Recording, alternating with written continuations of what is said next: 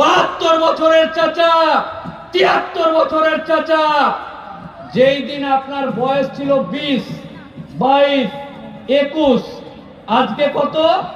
72, 61, 69, সেই দিন আপনার বয়স ছিল 20, 21, 22। তখন আপনি ইসরাফিল চাচা ছিলেন না, হাজী সাহেব ছিলেন না, ইসরাফিল দা ছিলেন, ইসরাফিল দা, দাদা।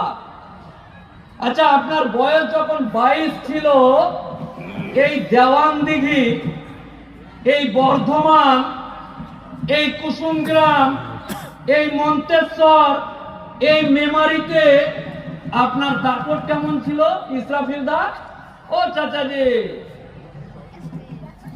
আপনার সময় যখন আপনার বয়স 20, টাটকা মজকে গেছে আপনার হালকা হালকা, তখন এই মন্তেশ্বরের দেওয়ানদিঘিতে আপনার দাম, আপনার ভ্যালু, আপনার গুরুত্ব, আপনার পাওয়ার কেমন ছিল আপনাকে শুধু ভাবতে বলছি চিত হয়ে বাড়িতে গিয়ে, যে আপনি যখন 20 বছরের যুবক ছিলেন, যে এলাকা দিয়ে আপনি গেছেন, যে বর্তমানে আপনি ঢুকেছেন, বলেছে ইসরাফিল এসে দেওয়ানদিঘি থেকে সরে যা।